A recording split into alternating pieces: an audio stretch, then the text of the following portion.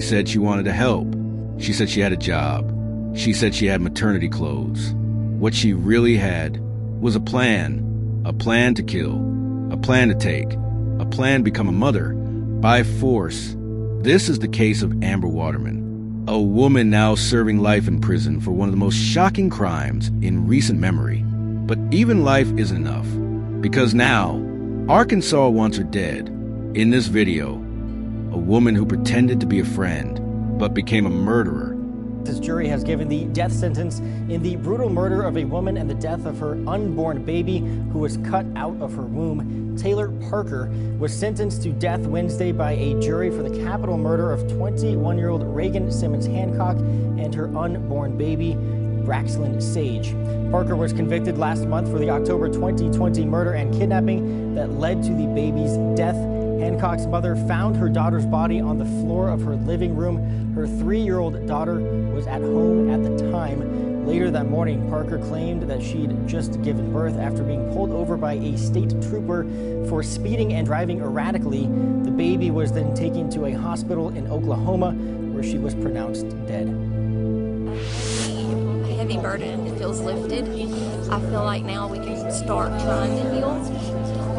We don't have this over our heads. We know where she's going to be, we know where she's at, and she's taken care of. Prosecutors have stated that Parker made herself look pregnant, faking ultrasounds, and even had a gender reveal party, all as part of an ongoing effort to keep her boyfriend from leaving her.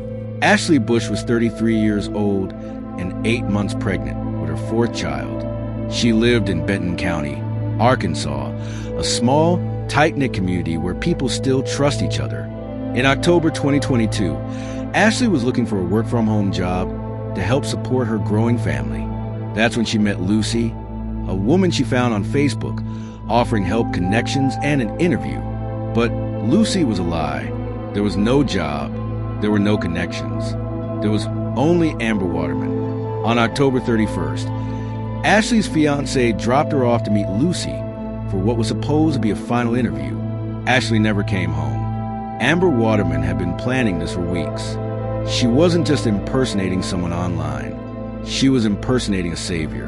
And she used that mask to lure Ashley into her car. Once inside, Amber drove Ashley to a remote area in Missouri. There, she shot her. Then, with cold precision, she cut Ashley's unborn baby from her womb. But it didn't stop there. Amber called 911 later that day. She said she'd just given birth. She claimed the baby wasn't breathing. Authorities rushed in. The baby was dead, and something felt wrong. Amber's story began to crack. Her medical records didn't line up. Her timeline was inconsistent. And her husband, Jamie Waterman, knew more than he was saying. Jamie eventually confessed. He told investigators Amber had killed Ashley. He admitted to helping dispose of the body. He had watched Amber burn Ashley's remains. Then he helped bury them in a shallow grave. A mother, 8 months pregnant, burned, buried, forgotten, but not for long. In federal court, Amber Waterman pleaded guilty to kidnapping resulting in death. It was enough to secure 2 consecutive life sentences. No parole, no chance at release. For many, that would have been the end. But not for Ashley's family, and not for Arkansas.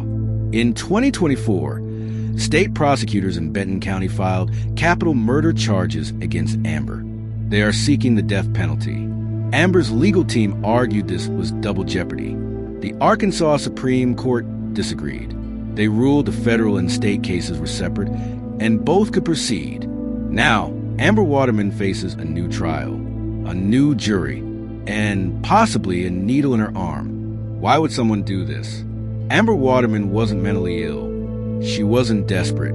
She was calculating. She wanted a child, and she didn't care how she got one. Psychologists call this fetal abduction. It's rare, it's premeditated, and it's fueled by narcissism, delusion, and control. Amber wanted to be seen as a mother, even if it meant becoming a murderer. The fake name, the fake job, the fake labor.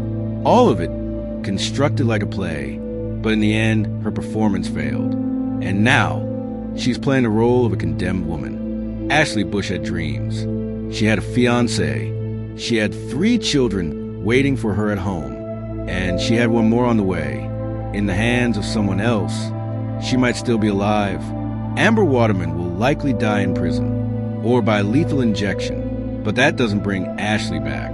It doesn't bring back her unborn child. It's just a final act in a tragedy that never should have happened. If this case disturbed you, it should. Because Amber Waterman didn't just kill a mother, she tried to steal her identity, her child, and her life.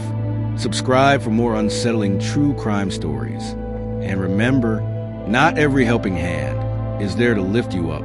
Sometimes it's there to pull you under.